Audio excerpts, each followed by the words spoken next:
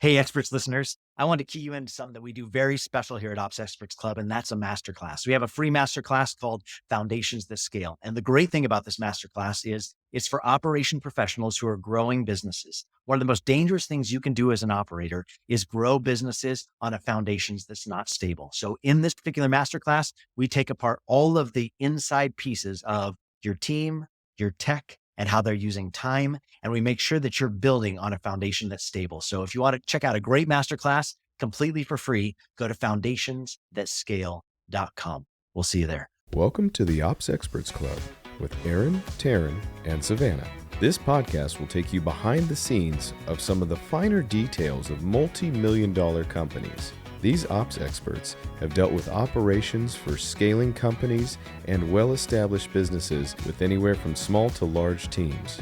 If you've ever been deep into the details of a major company, then you know how much it takes, and these conversations are just for you. Welcome to the Ops Experts Club podcast. Ops Experts Club. Terryn, we missed you last week. I just want you to know that I know the ranch needs you. Old McTurner had a farm. I realized that. And man, I know you're probably putting in like sprinkler lines or digging a well or doing something really cool. But I just want you to know Ops Experts was not the same with you last week. What do you have to say for yourself? I can make up for it. Yes. And that's what I want to do today. So lean in with some extra Terryn Turner skills today. And let's make it inspire. So while you're out, I interviewed a good friend of mine, Dr. Bob Haggerston, who is a serial entrepreneur, a guy that started a lot of businesses, a guy that starts a lot of different kinds of businesses. And, we kind of worked through his history. And I'd like to talk today about businesses that are dependent upon your giftings and how you hire to offset the load so that you don't have to be in the center hub of every business that you start, so that you can create multiple different revenue streams. I think at a very like different kind of a level, but I think honestly, Terryn, I think you're a really good example of this, just with like your journey of your personal life of like buying your first house and then ended up turning that into a rental property and then buying into the next level up with the ranch. But then on the ranch, it's not just about like the animals you want to raise there, but also like, I know that you've rented out part of the house. I know you've brought in these tiny houses to put on the property. Like, how can we be thinking about ways to multiply the resource that we have when it comes to business? And I think that is something that a lot of entrepreneurs get stuck on, or they just make so stressful because they think they have to be kingpin in all of it. Mm-hmm. Yeah. And I know we talk about this a lot with some of our clients, and there's some things we just need to realize what is in their brilliance. Yeah. What needs to stay with them at this level too, if it's very centered around what they offer. Yeah. Very, very consultant or coaching heavy, but then what beyond that can be expanded out to other people. I think probably, and maybe we don't talk about this a lot with clients, but I think it's probably a really good way to cut to the chase and get down to like brass tacks. Is you like that? Two references: cut to the chase and get down to brass tacks. Now we're really talking about, but to say, hey, what's pissing you off? Like, where's the frustration tension? Because that's probably either one of two things. Either you're overworked, right? You're working too many hours, or you're doing something that's not operating in your brilliance and it's pissing you off. Like you're not good at it. So it frustrates you every time you have to touch it. So you're frustrated with that end of the business. And how can you grow leaders that could take pieces of the business that aren't your brilliance, so it actually expands your ability to find the time to do the things that are within your brilliance, either within this business or in other business opportunities? Mm-hmm. Yeah, that would be a great question. I want to ask that to somebody we work with next week. That's great. Maybe that'll help them cut through the noise. Hey, what pisses you off? Just Yeah. tell them, just say it that way. I think it's good. But like Bob talked about, he started his career as a chiropractor, and he was saying he was seeing something crazy, like 60 patients a day or something, like some crazy number, working a ton of hours, and was very kingpin in the office. And he was there to outwork everybody, and he was working more hours than anyone. He and his wife were both chiropractors working in the same office, and so they had this multi-office thing where they were like rotating through and how they were servicing patients. And then he experienced a breakdown, and that was, he had a tumor growing in his leg that he didn't realize was growing there. And he actually busted his femur, which they say is like 10 out of 10 pain. But when he went to the wave pool with his kids, he didn't even know he was getting up on the board, and his leg just broke and shattered. And so he was in a wheelchair for 6 months. So you can't do much chiropractic from a wheelchair. And so it required him to think through, how do I set up systems so that this thing doesn't have to depend on me, which has led on to, he's gone on to a bunch of things. He owns like a barber school. He does a bunch with real estate. He's got like I know he's got something to do with like antique cars where he restores them. Like he's got all his hands in all these different businesses, but no longer is it that Jim Bob has to be at the center, at the kingpin of every single one of the businesses, because in the end, the greatest asset that we have is time, and you only have so much of it. So there's no way that you could be kingpin and multiply yourself across multiple businesses if you maintain that business model. Yeah. I mean, that's a great way to burn yourself out. And then, a lot of people we work with too, that's where they're born from, their entrepreneurial areas, is once they hit crossroad like that, they really have to figure something else or out. Yeah, I think a lot of our people that we work with, I think probably across the board, this is majority, if not all, is they started as a solopreneur, didn't want to work for anybody anymore, wanted to go out and do this thing. They found something they were really good at that they could actually convince people to pay them to do. So they started doing it, and they were doing all the behind the scenes, right? Maybe they were doing all the tech, and they were doing all the customer support, and they were doing all the fulfillment, and they were doing all the different moving pieces. But then just economies of scale, like as you continue to climb, you're going to need more people. And so most people just hire on their whatever it takes folks, right? Like the WIT, like those are the folks that's like, maybe they don't have the skill set. Maybe they're not even like the best player for the role, but they're willing to do whatever it takes to get it done. And I think that usually as they scale, those people usually work themselves out of, they don't have the skills necessarily to do this at a higher volume. They were great to bring on in the immediate. Usually that's your cousin, your mother, your brother, right? Whatever it is, your highest raving fan. And so you bring those folks in, and then the next level that you bring in is, okay, so now that we've exhausted their expertise, who do we bring in after that? And I think a lot of entrepreneurs at that point think, well, now I got to really spend the big bucks, and now I got to really go out there and spend some 6-figure earner, bring them into the business, let them begin to take over at a director level or above. And I think that I would love to have people pause and ask themselves, actually, could you hire something just a little bit lower and groom them up? I mean, could you bring in somebody that's maybe a little bit younger, maybe that doesn't have all the experience, but is just a level above your WIT, that's probably just been doing it because they love you, right? But they probably aren't your long-term fit. Could you bring in somebody as a manager? Could you bring in somebody even as like a leader? Like maybe just think about the titles. I know we run into that a lot on a recruiting project. The title tells you a lot when it comes to people's expectation on pay.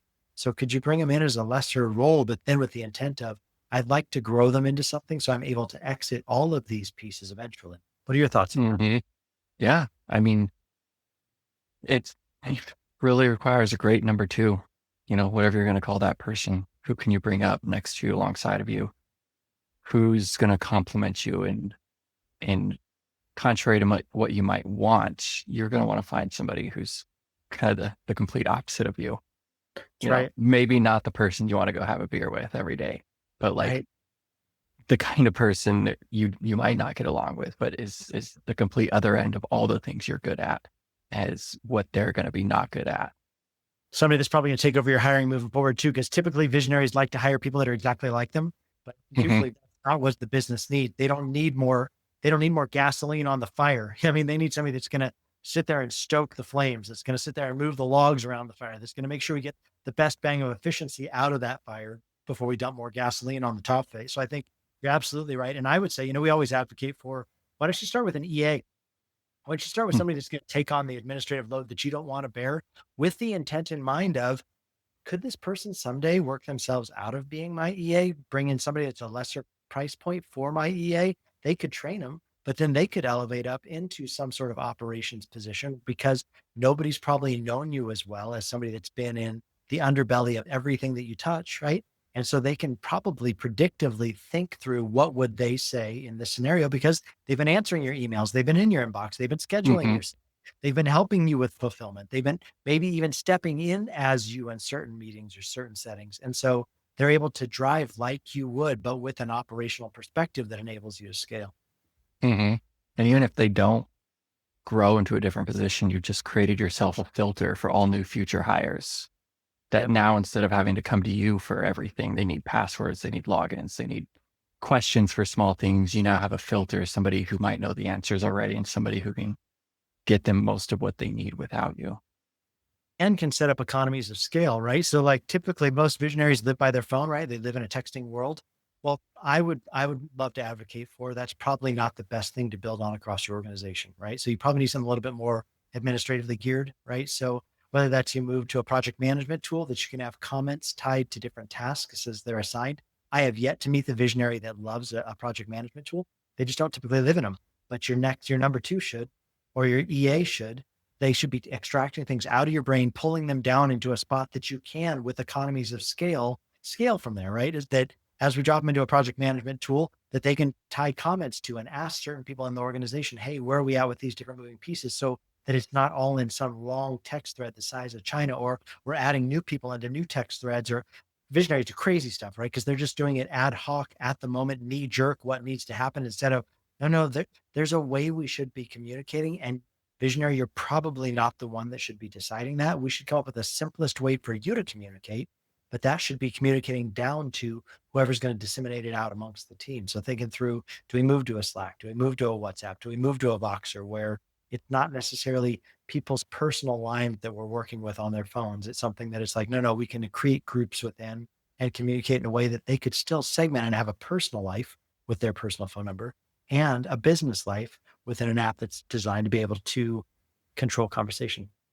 Yep. Now, when you're looking for next generation leader, what do you think it's more important for skill or for desire in a candidate? Oh, that's a really good one. Well, I'd say they have to have a base skill, right? Like I want somebody with desire, somebody that wants to grow, somebody that's ambitious, somebody that's hungry. I like those kinds of people best, but they have to have a base level skill, right? Because I could try and shove a square peg into a circle hole all I want, but if they don't have those base skills, like eventually, I could probably wear that person down and get them to fit, but they weren't intended to fit there. And they're probably going to resent the fact that they were forced into it. I'm going to resent the fact that they're not good at it. So I don't think it can only be desire, but so I would say there needs to be a base level skill, but then I think desire is really hard to teach somebody. I can teach somebody skills. I can't teach desire. If they don't have that desire to want to hunger and grow and take on more and learn more, then that's fine too, right? We talk about this a lot in coffee. There's some people that they don't want to be anything more than a barista. They don't want to be an assistant manager. They don't want to be a manager. They just like baristaing, and that's fine. But I need to come into it with the realization of I need somebody that's ambitious enough that wants to climb, because that's how it's going to be stripped off of me. Somebody at a base level barista level is great for customer service, but probably isn't going to take a lot of weight off of the top level leader in the end. Yeah. But I mean, even in that scenario, not everybody needs to want to climb. It's okay to have a few. That's true. As long as you have enough people that want to grow up. And so maybe it's the desire needs to be commensurate to the need within the organization, right? Because you need all the worker bees are going to be required to be able to process the honey, right? Like that's just how it works. But not all of them need to necessarily want to. You're going to work your way up the pyramid as you grow. Like as you go to the top of the food chain, it's going to get more and more narrow. There's only so many slots as people climb to the top. And so I'd say let them weed themselves out based upon desire. But I'd say they all need the skill set to be able to do whatever it is that we're hiring for sure. Yeah, I agree. That's a good way to put it. Base skill set plus desire. Yeah, that's how we promote probably. And I would say for me, this is my own, there are different schools of thought on this. I love growing leaders rather than hiring leaders. I think the danger of hiring leaders is that they bring in a culture that may or may not be your own. They've had to lead other places, and maybe they have a great skill set. And maybe you're just like, Aaron, no, I want exponential growth. By the end of this year, I want to be 10X where I am right now. Well, I don't think you're going to be able to grow leaders over the next year to get you to 10X where you are right now. You're probably going to have to hire some skill, but I'd say just realize that you're probably going to need to spend the time in making sure that your culture sticks if you're going to bring in a bunch of high powered leaders, versus if you grow people, then they've been with you the whole time. So they by osmosis are getting your culture all the way up the ladder as they continue to grow. And so by the time you've grown a top level leader, they've already seen how it all works. So there are a lot of things that they just understand about the culture that you don't even need to verbalize. They just understand because they've been there so long. They know how the thing works. So I think probably just thinking through, if you're thinking about expanding into multiple businesses, do you have time to grow this thing a little bit slower? Yeah, I love slow growth. I think that's what's sustainable. I think that's what lasts over time. But I realize that a lot of visionaries want to move fast. And I would say just realize you're going to probably pay more, and you're going to need to make sure you don't leave the helm, because otherwise those other leaders will begin to lead, and maybe lead a way that you don't want them to lead your organization, because it's Mhm. Yeah. What about a belief in the cause, the mission? yeah. I mean, I think that that's important, that it's not just a paycheck. I think if you Hmm. make it all about pay, then I think people are going to always bring it back to pay. And anytime you ask them to do more, they're going to ask for more pay, because it's not commensurate to the role, or it's scope creep. And listen, I don't think we should take advantage of people, but I also think I don't want to have a pay conversation every time something new comes up either. I want somebody that's like, no, I understand this is the cause. This is what it's for. I'm willing to carry this load for X amount of time until we establish it, and I can hand it off to somebody else. And then you as the leader need to be honest with that, right? Has this person been carrying it for 9 months or a year? That's probably not fair. We need to make sure their pay is commensurate, and make sure we make it up to them on the next pay raise, because that probably wasn't a fair ask. But if it's like a 3 months hold, you say the whole space for 3 months while we grow somebody else, great. Yeah, I'd say that kind of commitment though comes to somebody that believes in the cause and is not just there for the paycheck. Yeah. Yeah. Yeah. I think so too. I think we see a lot of people that follow, like they start up as followers of the person or the company, Yeah. and then they get hired on as employees, which is always a great place to start. I think it's a great place for you to start with your recruiting campaign too, right? Like, create your job description, hire somebody that understands recruiting. I would always recommend that, just because recruiting is such a big lift. We do recruiting projects all the time for people. That's a big part of our business model. But like, develop the job description you want, put it to a company that's going to help you with recruiting. Especially, I love the way we do recruiting, because I'm not taking a percentage. Like, be careful of how much you're going to pay once somebody finds you your ideal hire, that they're not going to take 10% of their annual wage or something crazy, where it's like, well, that was a 100K lift, and that was it. Not, I should pay 10K for that guy to be hired on. Like, that's a lot. I would say find somebody that's going to help you with recruiting, that's not going to break the bank. And then once you're in that wheelhouse, I think it's really important to then ask yourself, okay, so as we bring this person in, are they on board with the vision of the company? Are they on board with the vision of where we're going? Do they believe in what we're doing? Because I think you're going to get a lot more bang for your buck out of the understanding of vision and wheelhouse and passion for what we do. I think that, and then take that to your own social medias, where you're pushing that out, because those people probably get your culture more than you realize, because they've been listening to you for a long time. Yeah. Yeah. I think too, I know we talked about this a little bit a couple weeks back with another client, but thinking through, so let's say you have gotten the systems in place that are able to bear the load on your primary business. How do you start other businesses? How do you look for other things? Dr. Jim Bob has gotten into all these different lines of business. How do you do that? I would say always look for businesses adjacent. And we talk about that a lot on this show, is what's the easiest on ramp?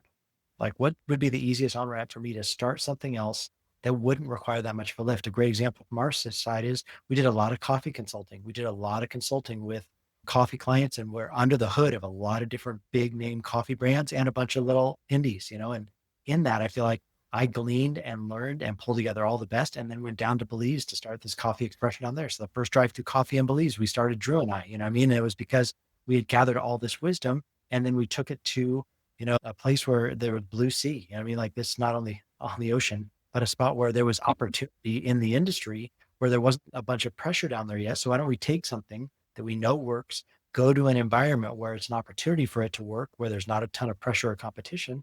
And then from there, I also realized one of the greatest things that we did for coffee was creating their own energy drink and creating their own blending powder mix, right?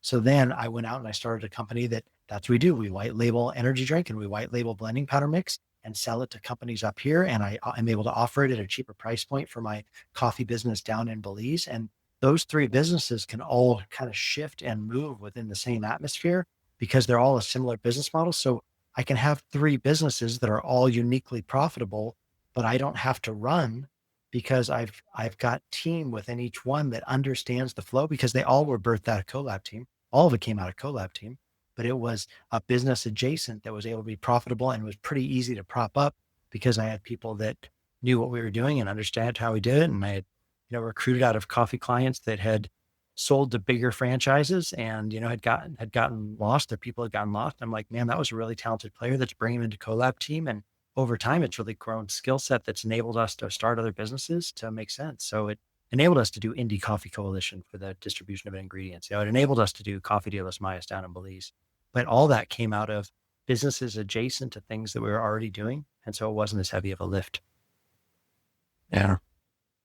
And if you want to hear more, you can go to Coffee Experts Club. Check them out. Yeah. A shameless plug for our other podcasts. Talk about that a lot.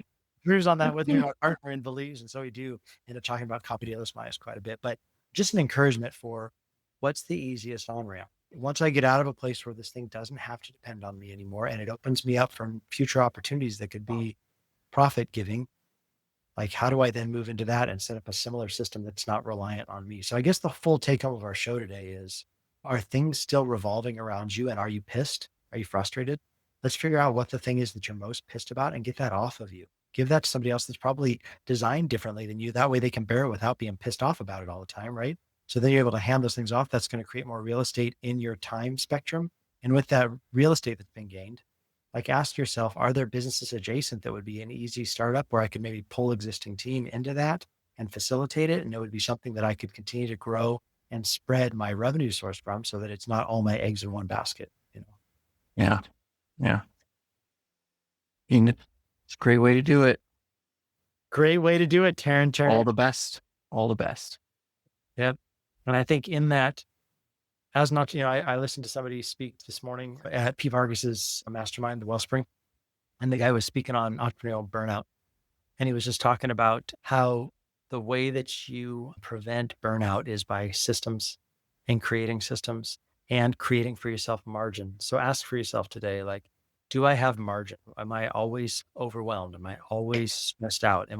How can I create margin by creating good systems? If you're not good at creating systems, find people that will help you create systems. We would love to help you create systems. If you want to just reach out, that doesn't always have to be for a cost, man. That we want to help people. So if there's a place you're stuck, reach out. We could probably give you some good ideas. If you need help, like lining them out, building them out, we'd love to do that.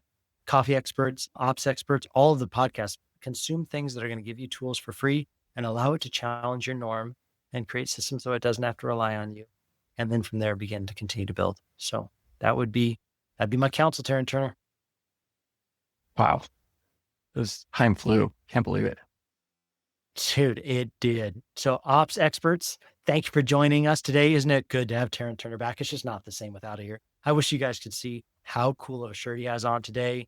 He's just looking so man, is that like, Yes. That's on Southwestern, right? That's a little bit like I feel like Santa Fe would be stoked on that shirt right there. Yeah, it's a Santa Fe floral. Yes. So Terryn, always great to have you here, brother. Always love talking with you. Thank you. You too, Aaron. Talk to you later. All righty. See you, coffee experts. See you, ops experts. We'll see you next week. And check out Coffee Experts. You probably like it. See you guys. Thank you for tuning in to the Ops Experts Club podcast. New episodes available every week on Spotify, iTunes, and everywhere you listen to podcasts. If you're curious about how some of the biggest names in entrepreneurship have scaled their businesses to the next level, check out some of our best content on this topic by going to foundationsthatscale.com. You can find the link in our bio and do your part to improve as an ops expert.